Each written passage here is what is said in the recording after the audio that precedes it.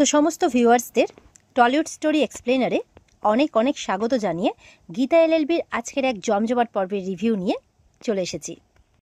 আজকের পর্বে গীতা তো পাপ্পুকে কোর্টে হাজির করে দিয়েছে, সেটা দেখে তো সবাই অবাক।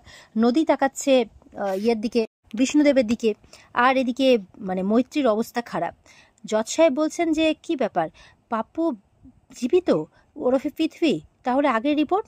বলে সেটা তদন্ত করার জন্য আমি মহামান্য আদালতের কাছে একটু সময় চেয়ে নিচ্ছি, গীতা বলছে। আর পাপ্পুর আগের মানে পাপ্পুর সমস্ত ডিটেলস আমি কোর্টকে আগেই জমা করে দিয়েছি, তার জন্মের প্রমাণপত্র, তার বাবার নাম, তার মায়ের নাম, সবটা। সবার মধ্যে তো একটা হইচই পড়ে গেছে। তখন জজ সাহেব বলছেন অর্ডার অর্ডার, মানে আর পারমিশনটা গ্র্যান্টেড করে দেয় গীতার, টিল নেক্সট ডেট, তাই বলছে। মৈত্রী তো এটা শুনে অবাক হয়ে যায়। অগ্নিজিৎ বাবু তো চোখ বড় বড় করে তাকিয়ে থাকে। এবার তো কোর্ট থেকে সব লোক বেরিয়ে যাচ্ছে। দেখা যাচ্ছে পাপ্পু কিন্তু কোন সময় মানে পঙ্কজ মানে খাসনবিশের কাছে ছিল তো পাপ্পু, ও না হাতটা ছাড়িয়ে বেরিয়ে যাচ্ছে, কেউ কিন্তু লক্ষ্য করলো না। কোর্ট খালি হয়ে যায়। এদিকে গীতা বলছে অগ্নিজিৎ বাবুকে, বলেছিলাম না কেসটা আমি জিতবো, এই বলে হাসছে। বলছে জনসমক্ষে এটা প্রমাণ করে দিলাম তো যে বিষ্ণুদেবের বিরুদ্ধে যে মামলাটা করা হয়েছে সেটা একটা মিথ্যে মামলা। অগ্নিজিৎ বাবু কোনো কথা না বলে বেরিয়ে যান। ওদিকে বিষ্ণুদেবও নেমে আসে কাঠগোড়া থেকে, আর মৈত্রীকে বলছে কি মৈত্রী দেবী, আপনার খেলা শেষ তো, খেলাটা কেমন ঘুরিয়ে দিলাম? গীতা বলছে। পঙ্কজ খাসনবিশ বলছে আমি আজ থেকে তদন্ত করব। মৈত্রী একদম বড় বড় চোখ করে পঙ্কজের দিকে তাকাচ্ছে, বলছে যে এই আপনি করবেন তদন্ত? বলে হ্যাঁ। ভুলে যাচ্ছেন নাকি আপনার মেয়ে কিন্তু এখনো আমার হেফাজতে, আমি কিন্তু। তখন বলছে গীতা, এই কোর্টে দাঁড়িয়ে আপনি ধমকি দিচ্ছেন একজন পুলিশ অফিসারকে, আর কিসের ভয় দেখাচ্ছেন আপনি? ঘুরে তাকিয়ে দেখুন কে দাঁড়িয়ে রয়েছে। মৈত্রী তো দেখে অবাক যে পঙ্কজ খাসনবিশের মেয়ে দাঁড়িয়ে আছে, তাকে নিয়ে এসছে একজন। গীতা হাসছে। মৈত্রীর অবস্থা খারাপ। এবার কি নিয়ে ভয় দেখাবে? এবার তো পুলিশ একদম জোর কদমে তদন্ত করবে, এবার তো বাঁচার আর কোনো রাস্তা নেই। পঙ্কজ খাসনবিশের মেয়ে তাকে জড়িয়ে ধরে। পঙ্কজ খাসনবিশ রেগে গটগট করে মৈত্রীর দিকে তাকিয়ে আছে। মৈত্রীকে বলছে এবার গীতা, আপনার খেলা এবার শেষ, আপনাকে চারিদিক দিয়ে ঘিরে ফেলা হয়েছে, আপনি আর কিচ্ছু করতে পারবেন না, আসুন আপনি এবার। মৈত্রী তো কাঁদছে। এরপর বিষ্ণুদেব কিন্তু গীতার সাথে কথা বলতে আসে। আমি অনেক ধন্যবাদ জানাচ্ছি আপনাকে যে আপনি আমার এত বড় উপকার করলেন, আর আমি সত্যি মানে আপনার জীবনে যতটা ক্ষতি হয়েছে আমি তার ভরপাই করে দেওয়ার চেষ্টা করব। গীতা বলছে কোর্টে দাঁড়িয়ে আমি আপনার সাথে কোনো কথা বলতে চাই না, আঙুল দেখিয়ে বলছে। আর আরও কিছু বলতে আসলে গীতা বলছে আই হেট ইউ, শুনতে পেলেন, আই হেট ইউ। তখন বিষ্ণুদেব কিন্তু চলে যায়। ওদিকে পঙ্কজবাবু বলছেন মৈত্রীকে আপনাকে একবার থানায় আসতে হবে। বলছে কেন? বলছে কিছু কথা বলবো তাই। বলে যদি না যায়, বলে তাহলে অ্যারেস্ট ওয়ারেন্ট বের করে আপনাকে এখান থেকে ধরে নিয়ে যেতে হবে। মৈত্রী চুপ করে চলে যায়। এদিকে গীতারা যখন বেরোচ্ছে তখন দেখে সামনে প্রলয় দাঁড়িয়ে আছে। তখন প্রলয় শুধু নয়, মানে সবাই আছে, এলিন আছে, ঈশা আছে, মানে কাকি আছে, সবাই আছে। তো বলছে আপনি এখানে? বলে হ্যাঁ, তোমাকে বরণ করে নিয়ে যেতে এসেছি, একদম মাথায় তুলে নিয়ে যেতে এসেছি। তুমি এটা বারবার প্রমাণ করে দিয়েছো যে তুমি বেস্ট। আর দেখো ওই লোকটাকে, অগ্নিজিৎবাবু দাঁড়িয়ে আছে মাথা নিচু করে, ওই লোকটা জানতো কিন্তু হারবে, তাও ও কেসটা লড়বে। প্রলয় বলছে আমি তো জানতাম তুমি জিতবে, কারণ এটা তোমার কাছে প্যাশন, শুধুমাত্র কেস নয়, আমি জানতাম। কিন্তু ওই লোকটা জানতো না, ওই লোকটা শুধু টাকা রোজগার করার একটা রাস্তা বলেই জানে। তখন তার স্ত্রী বলছে থাক না এখন ওসব কথা। আর তার দাদাকে বলছে, মানে অগ্নিজিৎ বাবুকে, চলুন না আমরা বাড়ি যাই সবাই মিলে একসাথে, গীতাকেও নিয়ে যাই। বলছে ও তো সন্তান সম্ভবা দাদা, চলো না সবাই মিলে বাড়ি যাই। সবাই তখন গীতাকে রিকোয়েস্ট করছে। গীতা বলছে না আমি যাব না। প্রলয় বলছে কেন যাবে না? তুমি সবার মানে গার্জেন হয়েছো নাকি, যেটা সিদ্ধান্ত নিবে সেটাই ঠিক। আর কি ভাবছো ওই অগ্নিজিৎ বাবুর কথাই সব হবে? না, আমিও তো কেউ বাড়ির, আমার কথার কি কোনো দাম নেই? তোমাকে কিন্তু যেতেই হবে। তখন ওদিকে অগ্নিজিৎকে বলছে কি দাদা বলো, যাওয়ার কথা বলো। অগ্নিজিৎ মাথা নিচু করে দাঁড়িয়ে আছে, গীতা চুপচাপ দাঁড়িয়ে আছে। তখন অগ্নিজিৎ বাবুকে সবাই মিলে রিকোয়েস্ট করছে গীতাকে বলার জন্য, যে দাদা তুমি তো কত ভালোবাসতে গীতাকে, কত যত্ন করতে, ও তো তোমার মেয়ের মতো, আর শুধু তাই নয় ও সন্তান সম্ভবা।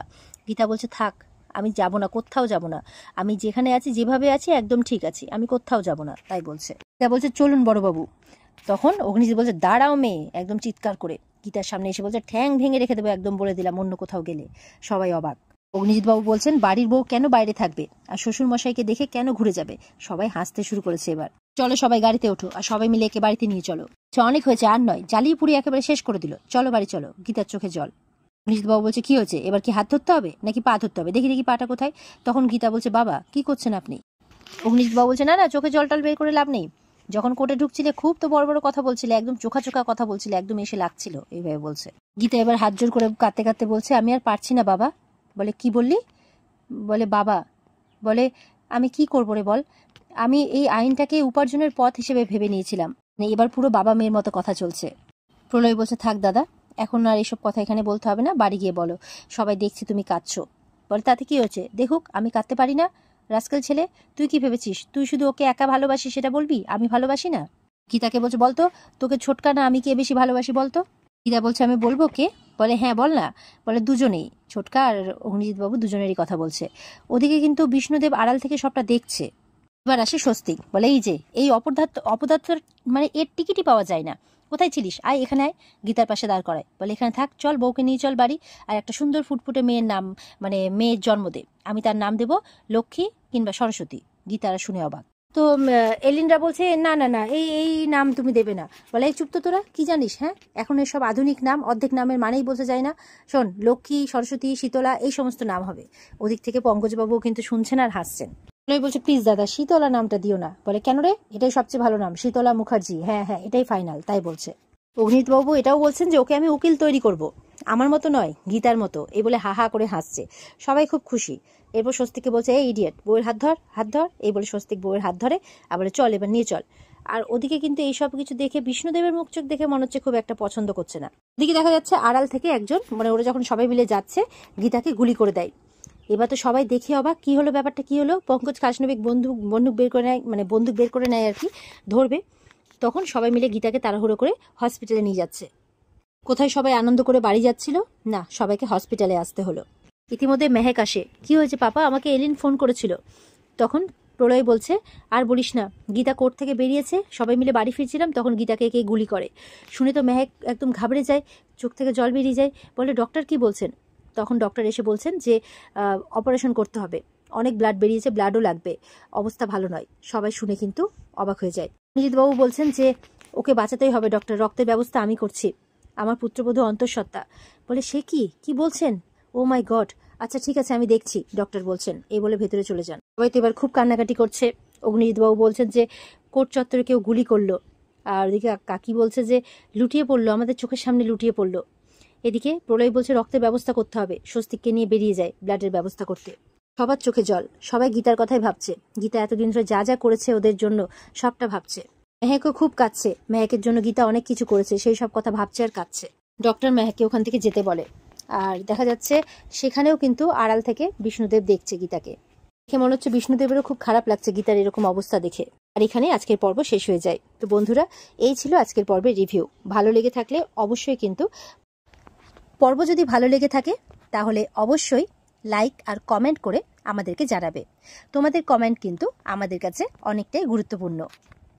আমাদের সাথে জুড়ে থাকতে আর আমাদের আপডেট মানে প্রতি পর্বের রিভিউ নিত্য পেতে অবশ্যই কিন্তু আমাদের চ্যানেলকে সাবস্ক্রাইবটা অবশ্যই করবে। পর্বের বিস্তারিত দেখতে স্টার জলসার পর্দায় যথাসময়ে চোখ রাখবে।